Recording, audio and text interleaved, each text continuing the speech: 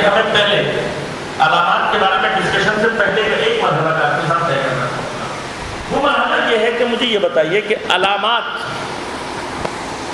ہوتی کس کے لیے؟ آپ علامت دیتے کسے ہیں؟ علامات بتاتے کسے ہیں؟ علامات وہاں دی جاتی ہیں، علامات وہاں بیان کی جاتی ہیں جہاں کسی کو راستے کا علم نہ ہو۔ جو شخص آپ کے گھر کا ایڈریس نہیں جانتا اس کو آپ بتائیں گے کہ میرے گھر تک پہنچنے کی علامات یہ ہیں، آپ فلاں جگہ سے نکلیں گے، فلاں روڈ پر آئیں گے، آپ کو فلاں چیز نظر آئے گی، اس کے بعد آپ نے لیفٹ یا رائٹ ٹرن لینا ہے، پھر آپ کو فلاں چیز نظر آئے گی، پھر اس کے بعد فلاں چیز نظر آئے گی، اور اس کے بعد آپ میرے گھر پہنچ جائیں گے۔ یہ علامات بتانے کے بعد نتیجہ کیا نکلے گا؟ نتیجہ یہ نکلے گا کہ وہ شخص جو آپ کے گھر کا راستہ نہیں جانتا ان علامات کے ذریعے سے آپ کے گھر تک پہنچ جائے گا۔ کیا آپ نے کبھی اپنے گھر کے لیے علامات مقرر کی ہیں؟ خود آپ نے علامات مقرر کی ہیں؟ جو راستہ آپ جانتے ہیں اس کے لیے آپ علامت مقرر نہیں کرتے۔ کیوں؟ اس لیے کہ آپ کو راستہ پتہ ہوتا ہے۔ جہاں انسان کو راستہ معلوم ہو ایسے شخص کا دھیان کبھی بھی علامات پر نہیں ہوتا۔ مثلا فرض کیجئے کہ آپ پہلی مرتبہ، اتفاق ہو آپ کا، آپ پہلی مرتبہ حیدرآباد جا رہے ہوں، تو آپ کو بتایا جائے کہ جی حیدرآباد اتنے کلومیٹر دور ہے، تو ہر تھوڑی دیر کے بعد آپ سائن بورڈ تلاش کریں گے جس سے یہ پتہ لگ سکے کہ اب حیدرآباد کتنی دور ہے۔ یا اگر آپ ڈرائیونگ کر رہے ہیں تو بار بار آپ اپنی گاڑی کا میٹر چیک کر کے دیکھیں گے کہ اتنا فاصلہ طے ہو گیا، اب حیدرآباد اتنے نزدیک ہے۔ اگر سائن بورڈز نہ ہوں، یہ فیسلٹی نہ ہو، تو پھر آپ علامات الگ بتائیں گے۔ آپ کہیں گے بھائی فلاں چیز آئے گی، اس کے بعد یہ آئے گا، اس کے بعد یہ آئے گا، اور پھر آپ حیدرآباد پہنچ جائیں گے۔ اب اگر آپ کو راستہ نہیں آتا تو آپ کیا تلاش کریں گے؟ آپ کی نگاہ کہاں مرکوز ہوگی؟ علامات پر۔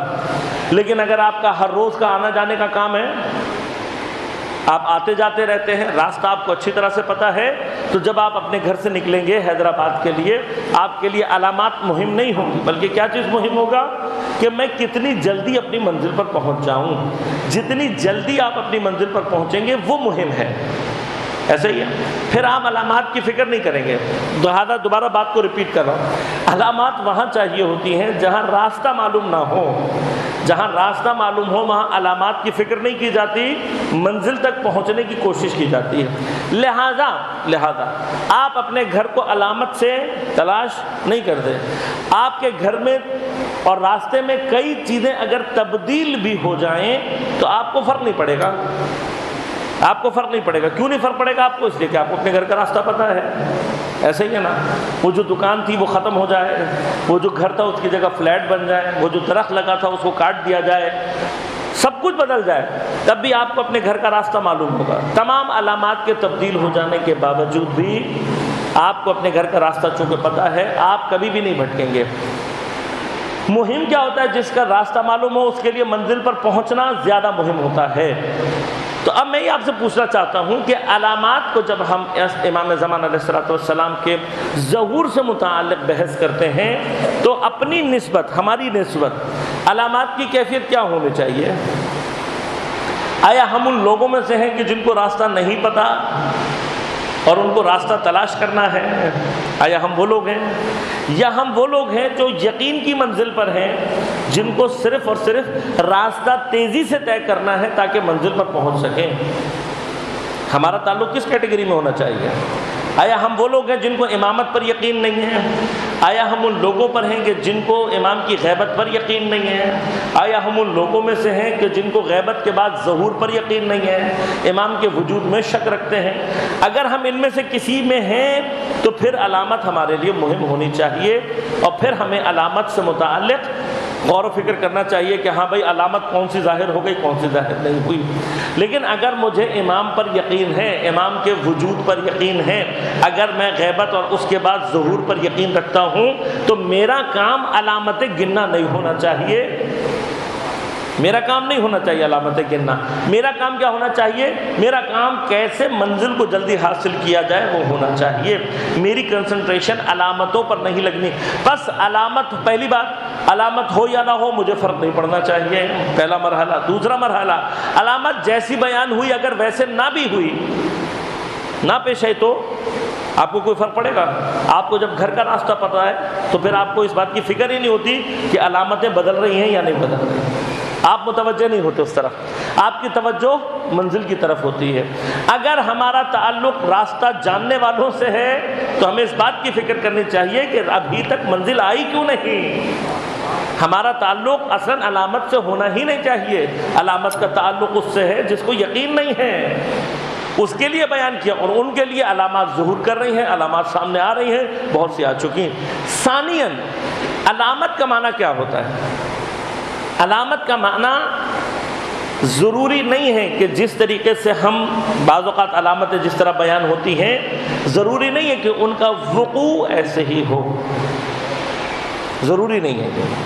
مثلا مثال ایک بات ہے کہ میں ایک بات کی پیش گوئی آپ کے سامنے کرتا ہوں کہ اگر آپ امام بارگاہ سے نکلے اور گیٹ سے نکلنے کے بعد فرض کیجئے کہ آپ نے رائٹ سائڈ کو مڑے، اتنے قدم کے بعد اگر آپ نے احتیاط نہیں کی تو ایک کھڈا ہے، ایک گڑھا ہے، اس میں آپ گر سکتے ہیں۔ اب یہ جو میں نے اس کے حوالے سے جو کچھ بھی بیان دیا، کیا اس کا معنی یہ لیا جائے گا کہ چونکہ مولانا صاحب نے کہا ہے تو اب ہم حتماً گریں گے اس میں؟ کہ اس کا معنی یہ ہے کہ جب مولانا صاحب نے کہہ دیا، بہت اچھے مولانا ہیں، بڑے پڑھے لکھے مولانا ہیں، انہوں نے بتا دیا کہ اگر ہم گیٹ سے نکل کے رائٹ سائڈ پہ مڑیں گے تو اتنے قدم کے بعد احتیاط نہ کی تو ہم گڑھے میں گر سکتے ہیں، تو اس بات کا بتانا آیا مقصد اس کا یہ ہے کہ جس کو میں بتا رہا ہوں وہ گڑھے میں گر جائے؟ ہرگز مطلب یہ نہیں ہے، بلکہ مطلب کیا ہے، میں ان احوال یا ان حالات کو جو میں باہر سے دیکھ کر آ رہا ہوں آپ کے سامنے نقل کر رہا ہوں، اور آپ کو یہ بتا رہا ہوں کہ یہ کیفیات پیش آ سکتی ہیں، لہذا میرے علم جو فرض کیجئے کہ آپ اندر تھے، آپ کو نہیں پتہ لگا اتنی دیر میں باہر کیا ہوا، اب میں چونکہ باہر سے علم رکھتا ہوا آیا ہوں اور میں آپ کو علم دے رہا ہوں، تو یہ علامت آپ کو احتیاط کا درس دیتی ہے، نہ یہ کہ یہ آپ کو کوئی حتمی رائے بتا رہی ہے کہ یہ ہوگا۔ ان دونوں چیزوں میں فرق ہے۔ لہذا ائمہ نے جتنی بھی علامات بیان کی ہیں ان میں سے اکثر کی کیفیت اس سے تعلق رکھتی ہے کہ اگر آپ ہوشیاری سے کام لیں گے تو ہو سکتا ہے کہ آپ اپنے آپ کو گڑھے میں گرنے سے بچا لیں۔ مثلا ائمہ نے سفیانی کے خروج کی بات کی ہے۔ اب ائمہ نے جب سفیانی کے خروج کی بات کی ہے کہ سفیانی خروج کرے گا، تو وہ جو حالات مومنین کے موجودہ ہیں، جس نہج پر ابھی تک شیعہ چل رہے ہیں، اگر یہ اسی نہج پر چلتے رہیں گے تو سفیانی کا خروج ایسے ہی ہوگا، سفیانی ایسے ہی خروج کرے گا، ایسے ہی حکومت قائم کرے گا، ایسے ہی شیعوں کو قتل کرے گا، جیسا کہ بیان ہوا۔ لیکن اگر میں اس امام کی بات سے مطلب یہ لوں کہ امام نے مجھے گویا اپنے علم سے آج سے 1200 سال پہلے ہوشیار کر دیا ہے، علاقہ بھی بتا دیا، اس کی فکر بھی بتا دی، اس کی کیفیات بھی بتا دی، سب کچھ تو بتا دیا مجھے امام نے، اب مجھے کیا کرنا چاہیے؟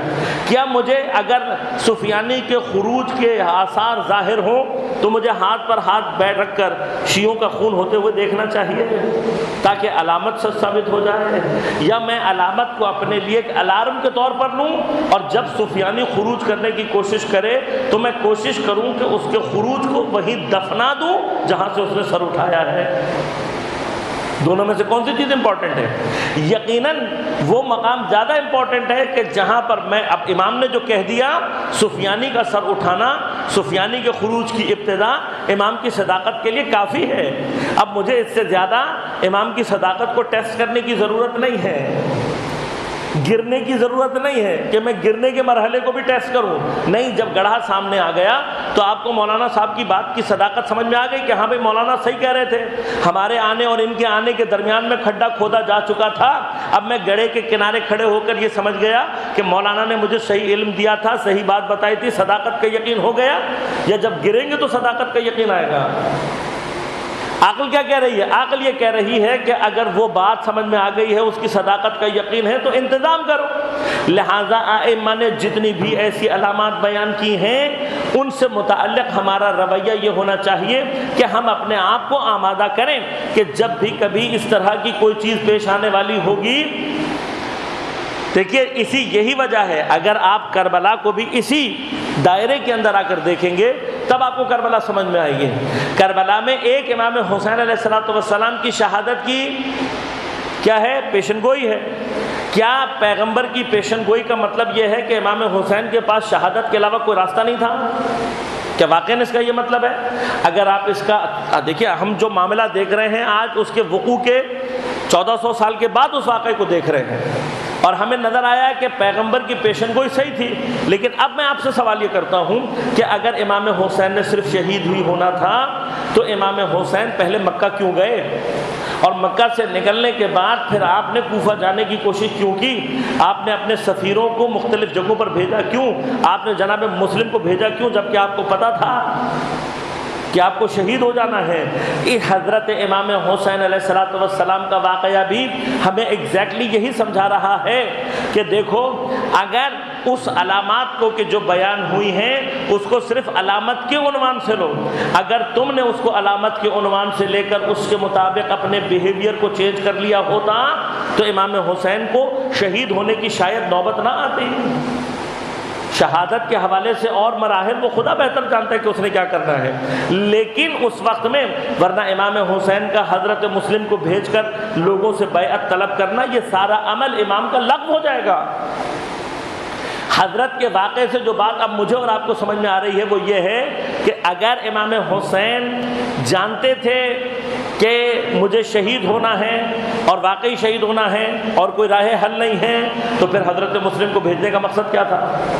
کیا مقصد تھا؟ وہ لغو ہو جائے گا سارا۔ اور امام کبھی بھی لغو کام نہیں کرتے۔ امام اس کوشش کے ذریعے سے یہ بتا رہے ہیں کہ اگر تم کوشش کرو تو جو علامت بیان ہوئی ہے وہ علامت تبدیل ہو سکتی ہے، اس علامت کی کیفیت تبدیل ہو سکتی ہے، ضروری نہیں ہے کہ وہ علامت اسی طریقے سے پیش آئے جس طرح سے بیان کی گئی ہے۔ وہ جو بیان کی گئی ہے وہ ایک انتہائی جو جسے کہنا چاہیے لوویسٹ لیول ہے، اس لوویسٹ لیول کو سامنے رکھ کے بیان کیا جاتا ہے۔ لہذا تمام کی تمام جتنی بھی علامات ہیں وہ سب سے نچلے حصے کو سامنے رکھ کے بیان۔ اگر شیعہ ہاتھ پر ہاتھ رکھ کر بیٹھے رہیں گے تو یقیناً سفیانی خروج کرے گا، خروج کرنے کے بعد اسی طرح سے مومنین کا قتال کرے گا جیسا بیان ہوا ہے۔ لیکن کہیں روایت نے یہ نہیں بیان کیا کہ تم اگر سفیانی کے مقابلے پر کھڑے ہو جاؤ گے تب بھی تم کامیاب نہیں ہوگے، ایسا کچھ بیان نہیں ہوا۔ لہذا اس خبر کا معنی کیا لینا ہے؟ ہم نے یہ معنی لینا ہے۔ لہذا ایک مرحلہ سفیانی، میں نے کل آپ کی خدمت میں عرض کیا تھا، 3 دشمن امام کے روایات میں جو واضح طور پر بیان ہو، میں باقی تمام علامات سے اس لیے بحث نہیں کر رہا کہ ہر علامت کو الگ طور پر بحث کرنے کی ضرورت ہے اور آج کے دور میں اس کی تطبیق کو الگ سے بحث کرنے کی ضرورت ہے کہ یہ جو کیفیت ہے یہ کیسے ہو سکتی ہے۔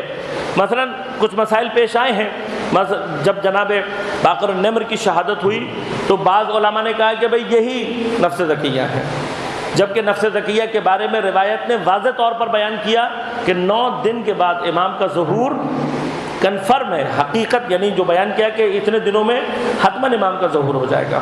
لہذا اب اگر میں اس کی غلط تطبیق کروں گا تو اس سے نتیجہ اور خطرناک ہو جائے گا۔ لہذا ہمیں نفس زکیہ کے عنوان سے جو بحث ہے اس کو دوبارہ سے دیکھنے کی ضرورت ہے کہ امام نے ایگزیکٹلی کیا کہا ہے اور مقصد کیا ہے۔ اس کے مقابلے پہ جو دوسری علامات ہیں میں نے عرض کیا ان کو الگ سے بحث کرنے کی ضرورت ہے، لیکن آج جو میں خاص طور پر ایک علامت کی آپ کے سامنے بحث کرنا چاہتا ہوں وہ 2 علامتیں۔ سفیانی کی کیفیت بیان ہوئی اور تقریباً وہ سارے آثار ظاہر بھی ہوئے تھے کہ یہ کہاں سے خروج کرے گا، کہاں سے سر اٹھائے گا، اس کا دعویٰ کیا ہوگا، وہ سارے کے سارے آثار ظاہر ہوئے تھے۔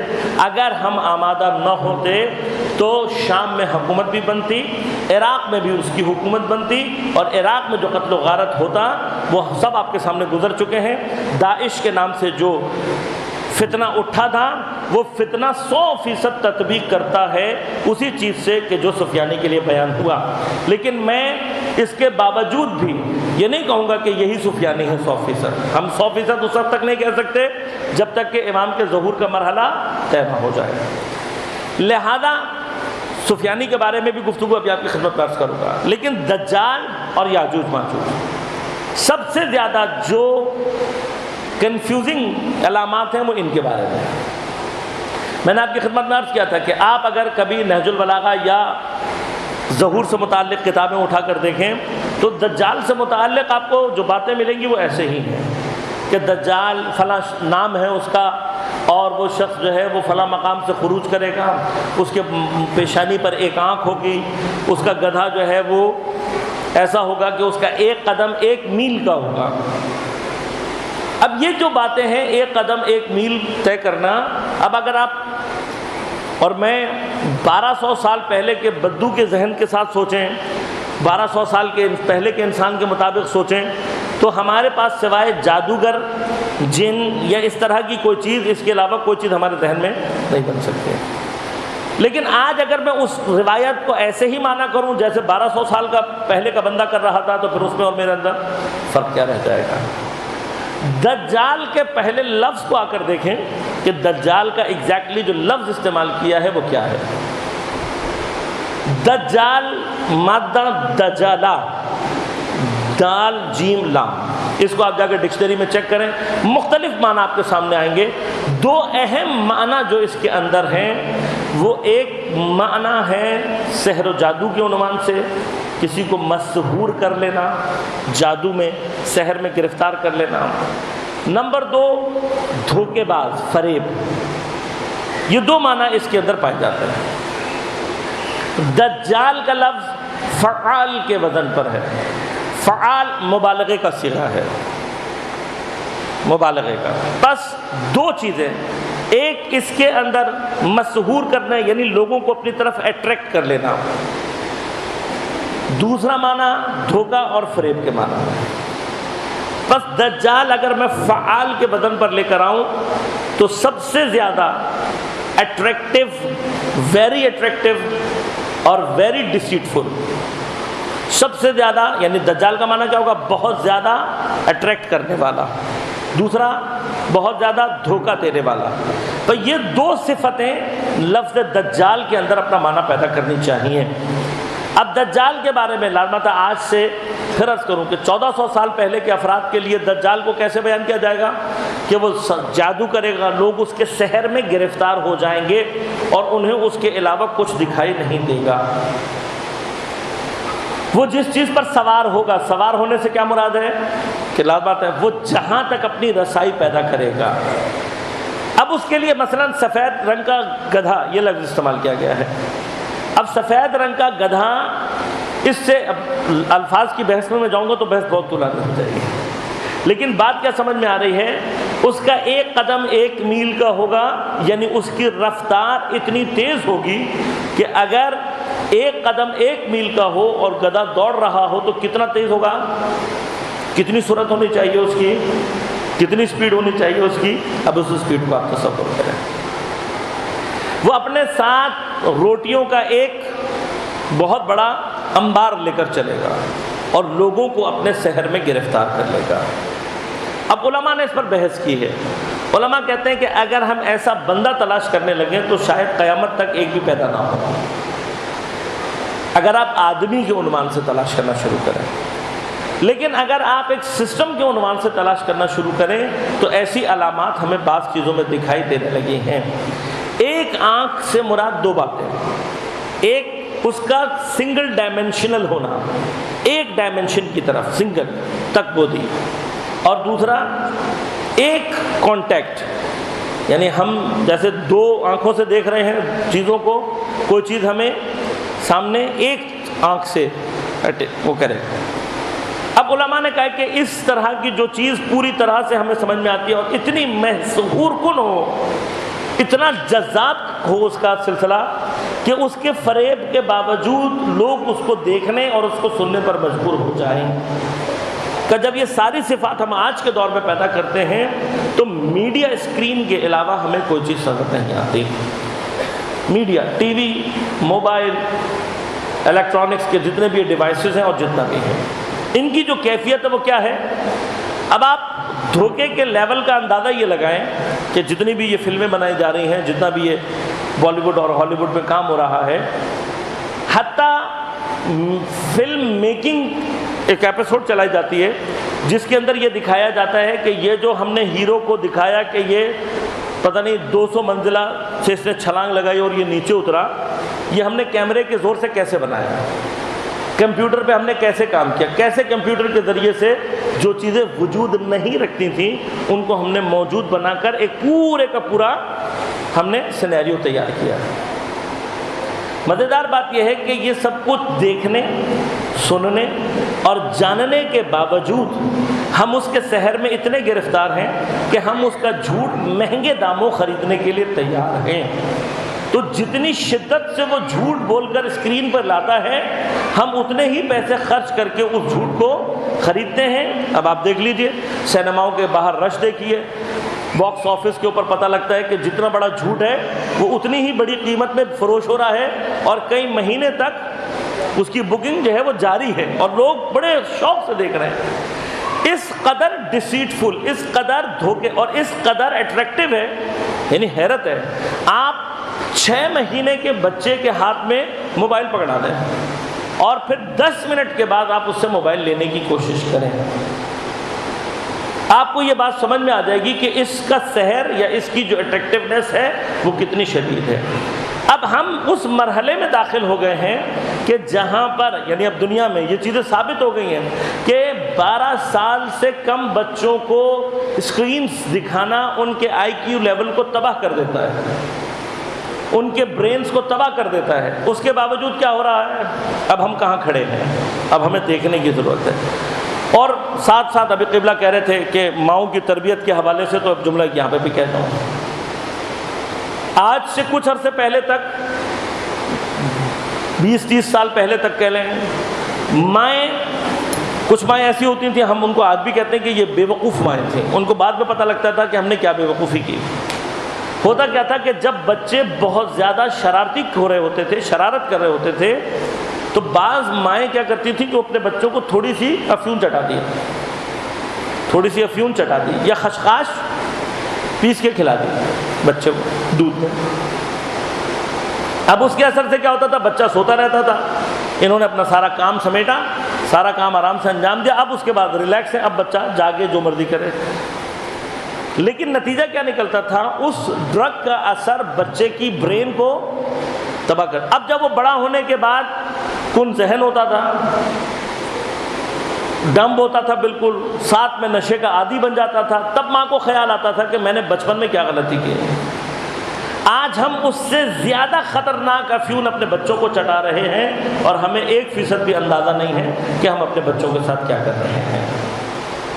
آج مائیں کیا کر رہی ہیں؟ افیون چٹانے کے بجائے بچوں کے ہاتھ میں کیا پکڑا دیتی ہیں؟ موبائل۔ زیادہ خطرناک ہے، باور کریں، یقین کریں میری بات کا، اس افیون کے ایفیکٹ سے اس الیکٹرانک اسکرین کا ایفیکٹ زیادہ خطرناک ہے، اس لیے کہ یہ اسکرین نہ صرف آپ کے بچے کے برین کو ڈیمیج کر رہی ہے، بلکہ یہی اسکرین آگے چل کے آپ کے بچے کے اعتقادات کو تباہ کر رہی ہے۔ اصلاً وہ سٹیج آ گیا، ماں باپ کو معلوم ہی نہیں ہے کہ بچے انٹرنیٹ پر کیا دیکھ رہے ہیں، ان تک کیا چیز پہنچ رہی ہے، کیسے پہنچ رہی ہے۔ ہم نے خود مطمئن ہو کر، اطمینان کر کے کہ ہم نے بچے کو لگا دیا اسکرین پر، یہ چپ بیٹھا ہے، ہم بڑے مطمئن ہو جاتے ہیں۔ ہمیں پتہ ہی نہیں لگتا کہ تربیت کے اعتبار سے ہم اپنا بچہ کس کے ہاتھ میں لے رہے ہیں۔ اب جب یہ کل کو یہ بچہ دجال کا سپاہی بن کر سامنے آئے گا تو پھر مجھے افسوس ہوگا، تب مجھے سمجھ میں آئے گا کہ میں نے کیا غلطی کی ہے، تب مجھے پتہ لگے گا کہ میں نے اپنی زندگی میں اپنے ہی، میں بہت مومن ہوں، میں بہت نمازی ہوں، میں بہت پرہیزگار ہوں، لیکن اگر میں یہ نہیں دیکھ رہا کہ میرا بچہ کس ہاتھوں میں جا رہا ہے، کیا تربیت لے رہا ہے، تو کل کو جب میرا بچہ دین مخالف ہو کر اٹھے گا تو مجھے افسوس ہوگا۔ لہذا اب دجال کی فوج کہاں تیار ہو رہی ہے؟ دجال کو باہر فوجی تیار کرنے کی ضرورت نہیں ہے، اس لیے کہ دجال کا فوجی ہر گھر میں تیار ہو رہا ہے۔ دجال کا لشکر، دجال کا فوجی ہر گھر میں تیار ہو رہا ہے۔ ہم جس جگہ پر پہنچ گئے ہیں، کبھی بینی و بین اللہ، میں کہہ رہا ہوں آپ کو نماز فجر کے بعد کبھی بیٹھیے گا اور سوچئے گا کہ خاص طور پر الیکٹرانک میڈیا سے کون کون سی چیزیں ایسی ہیں ریلیٹڈ جن کی مجھے واقعاً ضرورت ہے۔ فیصلہ کیجئے گا کبھی کہ الیکٹرانک میڈیا سے ریلیٹڈ کیا کیا چیزیں ہیں جن کی مجھے واقعاً ضرورت ہے، تب آپ کو پتہ لگے گا کہ ہم میں سے بہت سارے لوگ ایسے ہیں کہ جن کو اینڈرائڈ موبائل کی کوئی ضرورت نہیں ہے۔ ہمیں کوئی ضرورت نہیں اینڈرائڈ میں، ہمارا کام صرف فون سننا، فون کرنا، میسج دینا، میسج پڑھنا، ایکٹیویٹی ہماری اس سے اوپر کچھ بھی نہیں ہے۔ کچھ بھی نہیں ہے اس کے اوپر ہماری ایکٹیویٹی. بہت زیادہ اگر ہوتی ہے تو electronic purchase, sale and purchase, بس اس سے زیادہ ہمیں نہ موبائل یوز کرنا آتا ہے نہ ہم کرتے ہیں. آج کل جو ہم بہت تیر مار رہے ہیں وہ کیا کرتے ہیں کہ ہم لوکیشن لے کر اس سے ڈائریکشن لے لیتے ہیں. اس سے اوپر ہمیں یہ معلوم ہی نہیں ہے کہ اینڈرائڈ موبائل کام کیا کیا کر سکتا ہے، اس سے ہمیں سروکار نہیں ہے. 90 نہیں 99% آپ کا موبائل کا جو استعمال ہے وہ آپ کے لیے خطرناک ہے. فیس بک، واٹس ایپ، اس سے ریلیٹڈ اور بہت سارے سوشل میڈیا سرکلز جتنے بھی ہیں، ان میں سے اب آپ دیکھیں کتنا پازیٹیو ہے، کتنا نیگیٹو ہے، کتنا خطرناک ہے، خود بخود آپ کے سامنے آ جائے گا. کتنا آپ کا وقت ضائع ہو رہا ہے، کس قدر دوری اس ایک الیکٹرانک میڈیا نے ہمارے اپنے گھروں کے درمیان میں پیدا کر دی ہے. اب احادیث معنی پیدا کرتی ہوئی نظر آتی ہیں. پیغمبر اکرم صلی اللہ علیہ وآلہ وسلم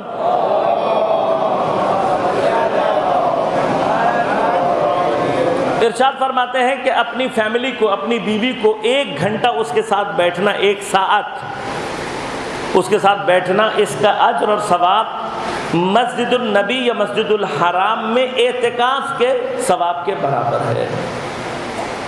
اعتکاف 3 دن بیٹھنا، وہ ساری تکلیفیں جو مسجد میں پیش آ سکتی ہیں، وہ سارا خزینہ جو میں یہاں سے کروں گا جانے اور آنے کا، اتنی تکلیفیں اٹھانے کے بعد جو ثواب مجھے ملنا ہے، اپنی زوجہ، اپنی بیوی، اپنے گھر والوں کے ساتھ 1 گھنٹے بیٹھنے کا اتنا ہی ثواب ہے. اب یقیناً اس 1 گھنٹے بیٹھنے کا مطلب یہ نہیں ہے کہ وہ اپنے موبائل پر لگی ہوئی ہو، میں اپنے موبائل پر لگا ہوا ہوں، گھنٹہ گزر گیا ثواب مل گیا، تو ایسا یقیناً مراد نہیں، ایسا گھنٹہ یقیناً مراد نہیں. لہذا عزیزان من، اب ہمیں دیکھنا ہے. اب دجال اگر میں مانا آج سے 1200 سال پیچھے جا کر کروں گا تو میرے ذہن میں جو تصویر بنے گی وہ اور ہوگی، جبکہ میں اپنے وقت کے دجال کے شہر میں پوری طرح سے گرفتار ہو چکا ہوں گا. اب یہ فیصلہ میں نے اور آپ نے کرنا ہے کہ میں اس شہر سے کتنی دیر آزاد ہو سکتا ہوں. ہم میں سے کتنے لوگ ہیں جو کچھ عرصے تک ٹیلی ویژن مثلا نہ دیکھیں، صرف خبر نامے کی حد تک دیکھیں. دیکھیے یہ ساری چیزیں ہم اور آپ آبزرو کر رہے ہوں گے.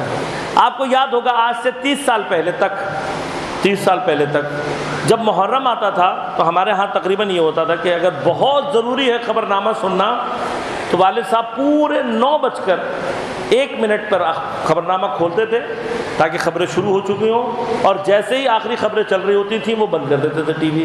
نہ اس کے بعد چلتا تھا نہ اس سے پہلے چلتا تھا.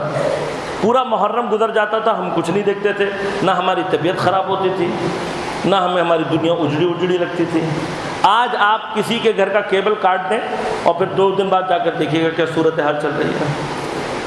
یہاں پر صورتحال یہ ہے کہ تھوڑی سی دیر کے لیے کیبل اگر صحیح نہیں آ رہا ہوتا تو فوراً فون کرتے ہیں کیبل آپریٹر کو، چاہے وہ رات کے 3 ہی کیوں نہ بج رہے ہیں، اور اسے فون کر کے کہتے ہیں بھائی کیبل ٹھیک کرو، کیبل صحیح نہیں آ رہی. کیوں؟ آخر ہم کیوں اس جگہ پر پہنچ گئے ہیں کہ جہاں پر ان چیزوں کے بغیر اب ہمیں ایسا لگتا ہے کہ ہماری زندگی آگے بڑھنے والی نہیں ہے، جبکہ تمام کی تمام دنیا کی جو انسانی حقوق سے ریلیٹڈ ادارے ہیں وہ مسلسل یہ ثابت کر رہے ہیں کہ ان چیزوں سے انسان سوشلی تباہی کی طرف جا رہا ہے. انسان اپنی سوشل ایکٹیویٹیز میں، اپنی فیملیز میں، یہ بات جو میں آپ سے کہہ رہا ہوں یہ ہمارے ہاں کا ریسرچ ہمارے ہاں تو ہوتی نہیں ہے، غرب میں یہ ریسرچ ہو رہی ہے. وہ اس نتیجے پر پہنچ رہے ہیں کہ یہ چیزیں خطرناک ہیں، انسان کو تباہی کی طرف لے کر جا رہی ہیں، لیکن کس قدر ہم اس کے سحر میں مبتلا ہیں اس کا اندازہ کر لیجیے.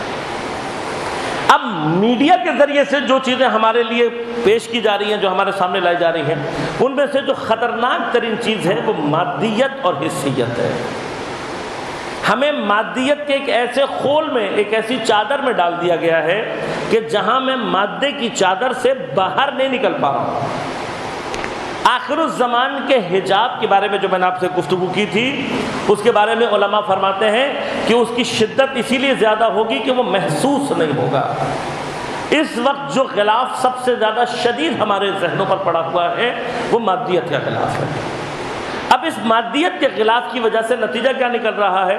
میں اپنے بچے کو تعلیم اس نظر سے نہیں دلواتا کہ یہ ایک پڑھا لکھا شخص بن کر اور کمیونٹی کے لیے فائدہ مند ہوگا، بلکہ میں اپنے بچے کے اوپر انویسٹمنٹ صرف اس لیے کر رہا ہوتا ہوں کہ یہ اچھے اسکولوں سے پڑھ کر، اچھا پڑھنے کے بعد یہ اچھی جاب کرے اور زیادہ پیسے کمائے. اس کے علاوہ ہمارے ذہنوں میں بنیادی طور پر کوئی ہدف نہیں ہوتا، لہذا ہم اپنے بچوں کو کہیں پر بھی کسی سٹیج پر ہم یہ تلاش ہی نہیں کرنے کی کوشش کرتے کہ ہمارے بچے کے اندر وہ کیا فیسلٹی اللہ نے اس کے اندر وہ کیا کوالٹی رکھی ہے کہ اگر اس کوالٹی پر کام کیا جائے تو یہ معاشرے کے لیے ایک مفید انسان ثابت ہو سکتا ہے، یہ اپنے زمانے کے امام کا سپاہی واقع ہو سکتا ہے۔ ہم اس اینگل سے کبھی سوچتے ہی نہیں ہیں۔ اگر کسی بچے نے پی ایچ ڈی کرنی ہو کسی سبجیکٹ میں تو پہلا سوال ماں باپ کیا پوچھتے ہیں؟ کیا پوچھتے ہیں؟ پہلا سوال یہ پوچھتے ہیں جاب کیا کرو گے، کماؤ گے کہاں سے، کھاؤ گے کہاں سے؟ عجیب مرحلہ ہے نا۔ آج کے دور میں تعلیم کی حیثیت اور امپورٹنس سے میرے خیال سے کوئی شخص ایسا نہیں ہوگا کہ جو نہ جانتا ہو کہ تعلیم کتنی امپورٹنس ہے، لیکن اسی تعلیم کی امپورٹنس کو جاننے کے باوجود بچہ علمی طور پر اعلیٰ ترین ڈگری حاصل کرنا چاہتا ہے تو ماں باپ سب سے پہلا سوال کیا کرتے ہیں؟ کھاؤ گے کہاں سے، کماؤ گے کہاں سے، کیا کرو گے؟ پورا اس کے لیے اس چیز کو اتنا غیر اہم کر کے پیش کرتے ہیں کہ وہ بچہ پھر سوچنا ہی چھوڑ دیتا ہے زندگی میں کہ میں کبھی ریسرچ کی سائٹ پر آؤں، میں کبھی وہ کام کروں جو دنیا میں کسی نے نہیں کیا، وہ تحقیق کروں جو دنیا میں آج تک کسی نے نہیں کی۔ بچے کی تمام تر تخلیقی صلاحیتوں کو ہم برباد کر دیتے ہیں اور اس کے بعد ہم سوال یہ کرتے ہیں کہ امام کا ظہور ہو کیوں نہیں رہا۔ جب تک ہمارے اندر سے امام کے سپاہی پیدا نہیں ہوں گے تب تک امام کے ظہور کا کوئی بھی امکان موجود نہیں ہے۔ میں نے آپ کی خدمت میں اسی لیے عرض کیا تھا کہ امام کے ظہور کے لیے وہ زمانہ علم کا زمانہ ہوگا۔ امام کو جو سپاہی چاہیے وہ اپنے زمانے کے بہترین اور ہر فیلڈ میں چاہیے۔ اب اگر امام کو کیمسٹری کی فیلڈ میں ایکسپرٹ چاہیے، جبکہ میں اپنے بچے کو پی ایچ ڈی اس لیے نہیں کرنے دے رہا کہ یہ کیمسٹری میں پی ایچ ڈی کرے گا تو سوائے ٹیچنگ کے اس کے علاوہ کوئی پروفیشن نہیں ہے۔ میں یہ نہیں سوچ رہا کہ ہو سکتا ہے اگر میرے بچے کا کیمسٹری کا رجحان اچھا ہے تو یہ دوسرا جابر ابن حیان بن سکتا ہے۔ اگر جابر ابن حیان امام کا شاگرد ہے اور امام اس کو کیمسٹری کی تعلیم دے رہے ہیں تو اس کا مطلب کیا ہے کہ ہمارے زمانے کے امام کو بھی تو اپنا جابر ابن حیان چاہیے ہوگا یا نہیں؟ تو میں اپنے زمانے کا جابر ابن حیان بننے دوں گا تو امام تک پہنچے گا۔ میں تو اس کا وہیں پر گلا گھونٹ دیتا ہوں جب وہ بیچارہ پہلی مرتبہ زندگی میں میرے سامنے اظہار کرتا ہے۔ اب اس طرح سے آپ ہر فیلڈ میں چلے جائیں۔ اسی وجہ سے دوسری جانب آپ کیا سمجھتے ہیں کہ یہ جو سسٹم چل رہا ہے ہمارے اوپر اس وقت جو حاکم سسٹم ہے، اصل وہ کون سا سسٹم ہے کہ جہاں پر ان تینوں دشمنوں کے ریشے جا کر ملیں؟ پہلا سفیانی، دوسرا دجال، تیسرا کیا ہے؟ یاجوج ماجوج۔ یاجوج ماجوج کے بارے میں چونکہ وقت نہیں ہے میرے پاس، مختصراً کچھ باتیں عرض کروں گا تیزی کے ساتھ اور کوشش کروں گا کہ گفتگو کو کسی منطقی نتیجے تک پہنچا دوں۔ یاجوج ماجوج کا ذکر قرآن میں دو جگہوں پر ہے، ایک سورہ انبیاء میں اور ایک سورہ کہف میں۔ سورہ کہف میں اللہ نے نسبتاً تفصیل سے بیان کیا جناب ذی القرنین، اور یہ آپ کو بتا دوں کہ ذی القرنین کو سکندر اعظم سمجھنا ایک تاریخی غلطی کے علاوہ کچھ بھی نہیں ہے۔ سکندر اعظم کہیں پر بھی الیگزینڈر دی گریٹ کسی بھی عنوان سے ذی القرنین ثابت نہیں ہے۔ اس کی پوری ہسٹری کے اندر کوئی ایک چیز بھی ایسی نہیں ہے کہ جو ذی القرنین سے میچ کرتی ہو جس کے بارے میں قرآن نے ذکر کیا ہے۔ لہذا اپنے ذہنوں سے سب سے پہلے یہ چیز نکال دیں کہ الیگزینڈر دی گریٹ یا سکندر اعظم ذی القرنین ہو سکتا ہے۔ اس نے آدھی دنیا فتح کی، وہ ایک الگ بحث ہے، وہ فاتح تھا اپنے زمانے کا، ایک الگ بحث ہے، میں اب اس تفصیل میں نہیں جاؤں گا کہ اتنے بڑے جو ذہن تھا، اتنا بڑی قدرت جو تھی، اس کے پیچھے ذہن کون تھا اور کس جگہ پہ جا کر ان کو شکست ہوئی، جہاں پر ان کو شکست ہوئی وہاں پر کون سا ذہن اس کے پیچھے سرکار تھا۔ انشاءاللہ کبھی موقع ملا تو تفصیل سے عرض کروں گا۔ لہذا اب یہ تاریخ میں کون ہے، اس میں ایک ادعا ایران کی جانب سے بھی ہے، وہ بھی ایک شخص کے بارے میں یہ ادعا کرتے ہیں کہ یہ شخص جو تھا یہ جو ہے وہ اس کے واقعات جو اس کے واقعات سے ملتے ہیں، لیکن اگر اس تاریخ کو صحیح معنی میں جا کر کنسیڈر کیا جائے تو بظاہر وہ بھی نہیں ہے۔ لہذا ذی القرنین کون تھا، تاریخ میں کس زمان اور کس مکان میں تھا، اس سے بحث کرنا نسبتاً سنگین ہے، لیکن جو کارنامہ انہوں نے انجام دیا وہ کارنامہ یہ ہے کہ ان کے بارے میں یہ کہا جاتا ہے، جو تاریخ نے اور قرآن نے بیان کیا، کہ جب آپ شرق دنیا میں گئے، ایسٹرن ایریا میں گئے، تو وہاں پر ایک قوم یاجوج ماجوج نام کی، یاجوج ماجوج نام کی جو قوم ہے، اس کا تذکرہ عہد عتیق میں، یعنی آپ کو تورات میں بھی اس کا ذکر مل جائے گا۔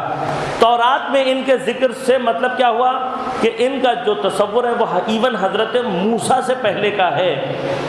یہ جو بات میں آپ کو کہہ رہا ہوں کہ الیگزینڈر دی گریٹ نہیں ہو سکتا، یا وہ شخص جس کا ایرانی ذکر کر سکتے نہیں ہو سکتا، اس کی ایک وجہ کیا ہے؟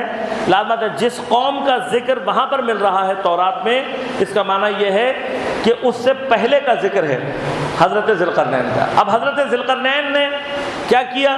اللہ نے ان کو قدرت دی، انہوں نے جا کر اس قوم کو، جب آپ پہنچے تو اس قوم کے بارے میں جو صفات بیان کی ہیں، وہ صفات یہ بیان کی گئی ہیں کہ یہ دنیا میں زمین پر فساد برپا کرنے والے ہیں۔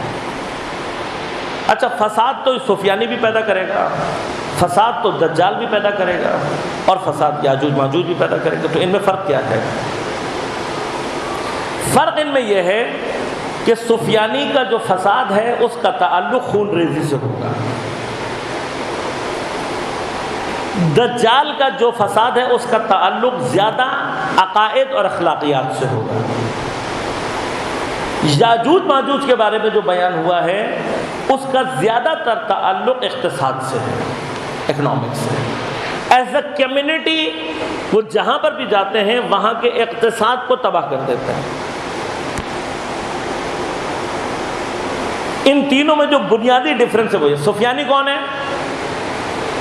جہاں جائے گا خون ریزی کرے گا۔ دجال کون ہے؟ خون ریزی نہیں کرے گا، عقائد کو تباہ کرے گا، اخلاق کو تباہ کرے گا۔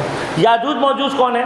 سنگل پرسن نہیں ہے، سنگل اینٹیٹی نہیں ہے، ایک چھوٹا سا گروہ نہیں ہے، بلکہ کیا ہے؟ ایک پوری قوم ہے، اور قوم ایز اے قوم، یعنی ان کا یاجوج ماجوج دو آدمی نہیں ہیں، یاجوج ماجوج دو قبیلے نہیں ہیں، بلکہ اس پوری قوم کو یاجوج ماجوج کہا گیا ہے۔ اور ایز اے کمیونٹی ان کا کام کیا ہے؟ ایز اے کمیونٹی یہ جہاں پر بھی جاتے ہیں وہاں پر فساد اخلاقی نہیں مچاتے، اخلاق سے تعلق نہیں ہے، لوگوں کے عقائد کو نہیں چھیڑتے، قتل نہیں کرتے، خون ریزی نہیں کرتے، لیکن وہاں کے اقتصاد کو درہم برہم کر دیتے ہیں۔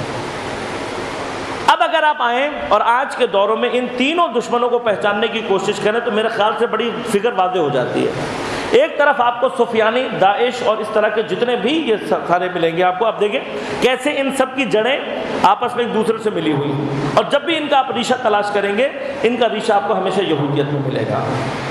دوسرا طبقہ دجال، دجال کے بارے میں بھی جتنا کچھ تلاش کریں گے اس کا ریشہ کو کہاں ملے گا؟ یہودیوں میں ملے گا۔ تیسرا جو مرحلہ ہے وہ بڑا عجیب و غریب ہے۔ اب ایز اے کمیونٹی، اچھا سفیانی کا مرحلہ امام کے ظہور سے پہلے ختم ہو جائے گا، سفیانی کا ظہور کے مرحلے کے دوران ہی ختم ہو جائے گا۔ ظہور کے مرحلے کے بعد آپ جس سے لڑ رہے ہوں گے وہ دجال ہوگا۔ اور دجال کی بھی کیفیت کیا ہے کہ دجال سے مقابلے کے لیے بظاہر حضرت عیسیٰ کا نزول بھی ہوگا، اور حضرت عیسیٰ کے نزول کی وجہ سے دجال کی زیادہ توجہ حضرت عیسیٰ کی طرف ہوگی، اور وہ حضرت عیسیٰ کو، اسی لیے دجال کو اینٹی کرائسٹ بھی کہا جاتا ہے۔ دجال کو اینٹی کرائسٹ اس لیے کہا جاتا ہے کیونکہ تمام روایتوں میں دجال کی جو اصل جنگ ہوگی وہ کس سے ہوگی؟ حضرت عیسیٰ سے، اور اسی وجہ سے کہ وہ حضرت عیسیٰ کے ساتھ مشغول ہوگا، سفیانی اور اس کا رابطہ ضعیف ہو جائے گا، اور یہ جو فورسز ہیں یہ ضعیف ہو جائیں گے۔ امام ظہور کرنے کے بعد حضرت عیسیٰ کے ساتھ مل کر دجال کو شکست دیں گے۔ آخری جو مرحلہ ہے وہ ہوگا یاجوج ماجوج کا۔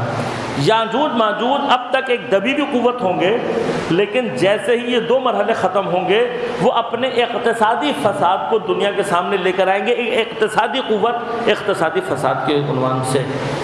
اب اگر ہم ان تمام چیزوں کو آج کے دور پر تطبیق کرنے کی کوشش کریں تو ہمیں، میں نے عرض کیا، سفیانی کا سر ہمیں کہیں نہ کہیں اٹھتا ہوا اور بیٹھتا ہوا دکھائی دے رہا ہے۔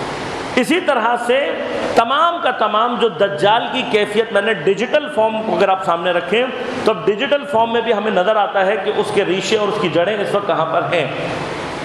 ایک اہم تبدیلی جو دنیا میں پیش آ سکتی ہے وہ یہ ہو سکتی ہے، لیکن مرحلہ کیا ہوگا؟ اگر دنیا کا سارا میڈیا اینٹی کرائسٹ ہاتھوں میں ہوگا تو سب سے بڑی مشکل کیا پیش آئے گی؟ سب سے بڑی مشکل یہ پیش آئے گی کہ کرائسٹ یعنی حضرت عیسیٰ کے نزول کی خبر مومنین تک پہنچنا مشکل ہو جائے گا۔ ایک اہم ترین مشکل جو ہوگی وہ یہ ہوگی، لہذا دیر از اے پاسبلٹی کہ حضرت عیسیٰ کا نزول ہو اور دجال اپنی پوری قوت سے جب ان کا مقابلہ کرنا چاہے تو عین ممکن ہے کہ ان کے نزول کے باوجود مومنین کو ان کے نزول کا اطلاع نہ مل سکے۔ لیکن اس کیفیت کا نتیجہ کیا نکلے گا کہ جب وہ اپنی نظر کو اس طرف مشغول کرے گا تو یہاں امام کا ظہور ہوگا، اور امام کے ظہور کے بعد سفیانی کا سلسلہ ختم، امام اپنے ظہور کے بعد دجال، تو آخری جو قوت رہ جائے گی وہ کہاں سے ظہور کرے گی؟ ایسٹ ایشیا سے۔ اب اگر میں آپ کو بتانا چاہوں کہ اس وقت دنیا کا سارا اقتصاد کس اکنامک جوائنٹ کے ہاتھ میں ہے تو مجھے بتانے کی ضرورت نہیں، آپ بڑے آسانی کے ساتھ سمجھ رہے ہوں گے کہ وہ اکنامک جوائنٹ جو پوری دنیا کی اقتصاد میں اپنی جڑیں پھیلا چکا ہے وہ کون ہے؟ اب یہ اب ہمیں تھوڑی سی جو عقل استعمال کرنی ہے وہ یہاں پر یہ کرنی ہے۔ اگر میں نے اپنے ملک کی چیزیں بھی اس اکنامک جوائنٹ کے ہاتھ میں دے دی یہ سوچ کر کہ یہ میرا بڑا پرانا دوست ہے، تو مجھے یہ نہیں پتا کہ میں اس جائنٹ کے سامنے صرف ایک بکری کی حیثیت رکھتا ہوں، اور کچھ عرصے کے بعد کیا ہوگا، ہم اپنے ہی ملک میں کرائے پہ رہ رہے ہوں گے۔ یہ میں آپ کو لکھ کے دینے کے لیے تیار ہوں۔ اگر ہم نے ذرا سا بھی ہوش نہیں کیا، اگر ذرا سے بھی ہوش کے نہ ذرا سے ہم نے کوئی ٹیکنیکل غلطی کی، اور آپ دیکھیے گا کہ کچھ عرصے کے بعد کیا ہوگا، ہم اپنے ہی ملک میں کرائے پر رہتے ہیں۔ اس اکنامک جائنٹ، یہ جو اقتصادی طور پر فساد ہے، کبھی انشاءاللہ موقع ملا تو میں اب تفصیل سے آپ کی خدمت میں عرض کروں گا کہ کتنے عرصے سے اور کیسے یہ اکنامک جائنٹ دنیا بھر کے اندر ایک اقتصادی فساد مچا رہا ہے۔ اس کے پیچھے پوری داستان ہے۔ یہ مت سمجھیے گا کہ بڑے آسانی سے انہوں نے، ہم سمجھتے ہیں جی بڑا انہوں نے، قوم نے بڑی محنت کی اور یہ کیا اور وہ کیا۔ قوم کی محنت سے زیادہ وہاں پر اقتصادی فساد، اس کی کیفیت زیادہ ہے۔ انہوں نے جتنی دنیا میں ترقی اقتصادی فساد سے کی ہے اتنی اپنی ذہانت سے نہیں کی ہے۔ انشاءاللہ کبھی تاریخ رہا سلسلہ تو میں پھر تفصیل سے آپ کی خدمت پیش کروں گا۔ اب اگر ہم نے امام کے حوالے سے اپنے آپ کو آمادہ کرنا ہے، کچھ مراحل میں نے آپ کی خدمت میں پیچھے عرض کی ہے۔ ہمیں علمی طور پر محکم ہونے کی ضرورت ہے، ہمیں عقائدی اعتبار سے اپنے عقیدوں کو محکم رکھنے کی ضرورت ہے، ہمیں علامات سے زیادہ اپنی نگاہ ظہور پر رکھنے کی ضرورت ہے۔ ہمارے اندر یہ بے چینی پیدا ہونی چاہیے کہ اب تک امام کا ظہور کیوں نہیں واقع ہوا، بے چین ہونا چاہیے۔ ہر صبح اور ہر شب ہماری اسی بے چینی میں گزرا، لیکن اس حکومت کے لیے آمادگی کے لیے کل میں نے آپ کی خدمت میں عرض کیا، عدالت خواہی کو ہمیں اپنے وجود کے اندر پیدا کرنا پڑے گا۔ کیسی عدالت خواہی؟ ایسی عدالت خواہی کہ جس کے لیے امیر المومنین علی علیہ السلام فرماتے ہیں،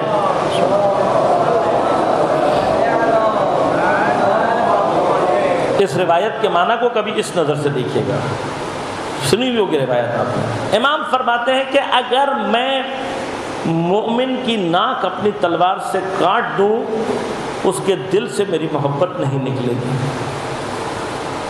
اور اگر میں منافق کے سامنے پوری دنیا بھی لا کر رکھ دوں اس کے دل میں میری محبت نہیں اترے گی۔ فرق کہاں پر ہے؟ یہ جو امام کہہ رہے ہیں نا کہ میں اپنی تلوار سے اس کی ناک کاٹ دوں تب بھی اس کے دل سے میری محبت نہیں نکلے گی، اس لیے کہ مومن وہ ہوگا جو جانتا ہے کہ اگر امیر کی تلوار میری ناک کاٹ رہی ہے تو میرا حق یہ ہوگا کہ میری ناک کٹنی چاہیے۔ امیر کی تلوار اگر میری ناک کاٹ رہی ہے تو عدالت کا تقاضا ہوگا کہ میری ناک کٹنی چاہیے، ورنہ امیر کبھی بھی بے عدالتی اور ظلم نہیں کر سکتے۔ اس حد تک جب تک ہم علی کی محبت کو اور فرزند علی کی محبت کو اس مقام تک اپنے قلب میں نہیں لے کر آئیں گے تب تک وہ تڑپ ہمارے اندر پیدا نہیں ہوگی۔ اور آخری بات جو آپ کی خدمت میں عرض کرتا ہوں کہ ان دشمنوں سے اپنے آپ کو بچانا اور ہوشیار رکھنا، خصوصاً دجال کی جو کیفیت ہے اس سے اپنے آپ کو بچانا، اس لیے کہ سفیانی اور یاجوج ماجوج کے لیے بھی ہمارے اندر جو زمینہ پیدا کرنے والی چیز ہے وہ یہی دجال ہے۔ یہ ہمیں آمادہ کرے گا کہ ایک طرف سے یا سفیانی ہمارے اوپر حاکم ہو جائے یا یاجوج ماجوج کے ہم اثر میں چلے جائیں۔ جتنی ہمارے اندر مادیت بڑھتی چلی جائے گی اتنا ہم ان چیزوں میں گرفتار ہوتے جائیں گے، اور ہمارے اندر مادیت کا نفوذ پیدا کرنے والی چیز دجال ہے، مادیت کو۔ لہذا ہم اگر اپنے آپ کو مادیت سے باہر نکالنا چاہتے ہیں تو ایک مرحلہ ہے، چاہے کچھ عرصے کے لیے صحیح، اپنے آپ کو ان چیزوں سے دور کریں، اپنے بچوں کو ان چیزوں سے دور کریں۔ اگر آمادگی نہ ہو تو اب دوبارہ کربلا برپا نہیں ہوگی۔ اب اگر آمادگی نہیں ہوگی تو ظہور ٹلتا رہے گا یہاں تک کہ قیامت میں ایک بات ہے۔ لہذا اس خوش فہمی، میں نے پہلے بھی کہا تھا، اس خوش فہمی میں رہنے کی ضرورت نہیں ہے کہ ہم جیسے بھی ہوں گے اللہ تعالیٰ مجبور ہے ہم سے کام چلانے پر، تو اللہ جو ذات مجبور ہو جائے وہ خدا ہو ہی نہیں سکتی، وہ کا نہیں ہونا رہا، اس کو کوئی فرق نہیں پڑتا۔ نقصان کس کا ہوگا؟ نقصان میرا ہوگا۔ اگر یہ امکان ہے کہ میری اور آپ کی حیات میں امام کا ظہور ہو جائے اور نہ ہو تو نقصان کس کا ہے؟ میرا اور آپ کا۔ لہذا آمد ہے اب دوبارہ کربلا۔ ایک مرتبہ نبی کا بیٹا اتنی بے دردی سے قتل کر دیا جائے بس، ایک مرتبہ نبی کی بیٹیاں اس طریقے سے اسیر کر کے لائی جائیں بس، یہ دنیا اس کو دوبارہ متحمل نہیں کر سکتے۔ باب الساعہ اس دروازے کا نام ہے کہ جس پر 72 گھنٹے اہل بیت کو کھڑا رکھا گیا تاکہ یزید کے دربار کو آمادہ کیا جا سکے، اور جب یزید کے دربار کی آرائش پوری ہو گئی تو اہل بیت کو ایک ایک کر کے دربار میں لایا جا رہا ہے۔ میرا مولا سجاد دربار میں سر جھکا کر کھڑا ہوا ہے، ایک ایک بیوی کا نام پکارا جا رہا ہے، نام محرموں کے مجمع ہے، اور بیویوں کی کیفیت یہ ہے کہ جب ان کا نام پکارا جاتا ہے تو بیویاں اپنے آپ کو ایک دوسرے کے پیچھے چھپا رہی ہیں تاکہ کسی کے سامنے نہ آئے۔ اور کتنی حیادار ہے وہ بی بی جو اس حلقے کے بالکل درمیان میں اس طریقے سے بیٹھی ہوئی ہے کہ جیسے وہ چاہتی ہو کہ اس کا ذکر ہی نہ ہو، وہ بالکل گمنام ہو جائے، اسے کوئی دیکھے ہی نہ۔ یہاں شراب کے نشے میں مست حاکم اپنے کفریہ عقائد کا اظہار کرتا ہے، اور پھر ایک طشت میں امام حسین علیہ السلام کا سر لا کر اس ملعون کے پاس رکھا جاتا ہے۔ بعض روایات کے مطابق یہ ملعون بھی چھڑی اٹھا کر جب حضرت کے لبہائے مبارک پر جسارت کرتا ہے تو یہ وہ مرحلہ ہے کہ جہاں پر حضرت امام سجاد نے للکار کر کہا کہ تو جانتا ہے کہ ہونٹ کون سے ہیں؟ یہ لمحائے مبارک وہ ہیں جس پر پیغمبر نے بوسہ دیا ہے۔ شراب کے نشے میں ایک مرتبہ متوجہ ہو کر پوچھا کون ہے؟ کہا یہ علی ابن الحسین ہے۔ کہا ہم نے تو یہ کہا تھا ان کے تمام مردوں کو قتل کر دیا جائے، اسے زندہ کیوں لے کر آئے ہو؟ کہا یہ بہت بیمار تھا، ہم نے سمجھا تھا کہ سفر کی صعوبتوں میں، سفر کی سختیوں میں یہ مر جائے گا، لیکن یہ سفر کرتا ہوا یہاں تک آ گیا۔ ملعون کہتا ہے اگر یہ یہاں پر آ گیا ہے تو اب ہمارے سامنے دربار میں اسے قتل کر دیا جائے۔ جیسے ہی امام سجاد کے قتل کا حکم دیا گیا، ایک حبشی جلاد اپنی تلوار نکال کر امام سجاد علیہ السلام کی طرف بڑھا۔ تو اب تاریخ نے بڑے عجیب جملے لکھے ہیں کہ وہ بیوی جو اپنے آپ کو تمام بیویوں کے درمیان میں چھپائے ہوئے تھی، ایک مرتبہ بیویوں کے حلقے کو توڑ کر باہر نکلی اور آ کر جناب سجاد کے سامنے کھڑے ہو کر للکار کر کہتی ہے خبردار جو کسی نے میرے بیٹے کی طرف آنکھ اٹھا کر دیکھا۔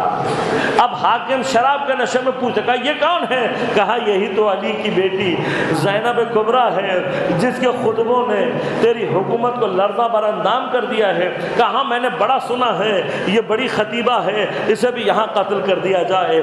اب جلاد نے اپنا رخ جناب زینب کی جانب کیا۔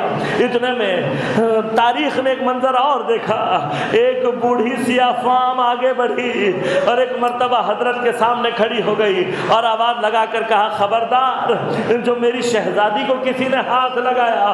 کہا یہ کون ہے؟ کہا یہ ان کی کنیز ہے، اس کا نام فضہ ہے.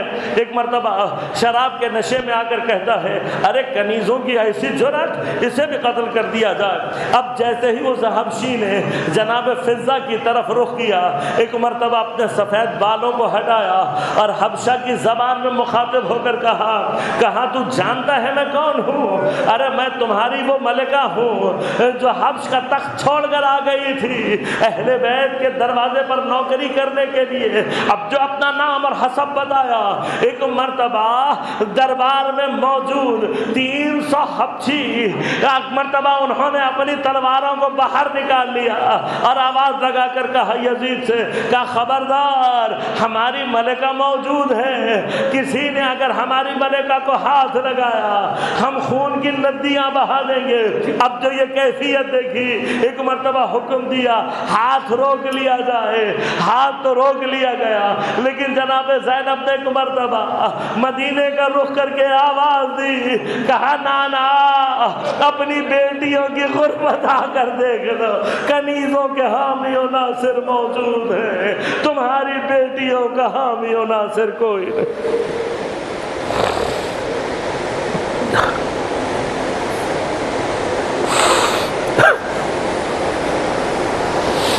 الا ولعنۃ اللہ علی القوم الظالمین وسيعلم الذين ظلموا ايهم منقلبون.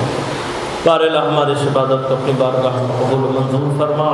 بار الہ بحق حضرت سید الشہداء منتقم حقیقی کربلا امام زمان علیہ السلام کے ظہور میں تعجیل فرما. بار الہ عزاداری سید الشہداء اور عزاداران سید الشہداء کی حفاظت فرما. عزاداران سید الشہداء دنیا میں جہاں جہاں آباد ہے ان کی پریشانیوں کو دور فرما، مشکلات کو آسان فرما، بیماروں کو صحت کاملہ عاجلہ عنایت فرما. بار الہ جہاں جہاں مومنین باطل سے برسر پیکار ہیں ان کو نصرت و کامیابی عنایت فرما. فلسطین، میانمار اور بالخصوص کشمیر کے جو مومنین ہیں ان کی مدد فرما. دین دشمن اہل بیت دشمن قوتوں کو، پاکستان دشمن قوتوں کو نیست و نابود فرما. بار الہ بحق حضرت سید الشہداء تمام علماء مراد اذان کی حفاظت فرما. ہم سب کو امام زمان علیہ السلام کے اعوان و انصار میں شمار ہونے کی توفیق عنایت فرما. ربنا تقبل منا انک انت السمیع العلیم برحمتک یا ارحم الراحمین.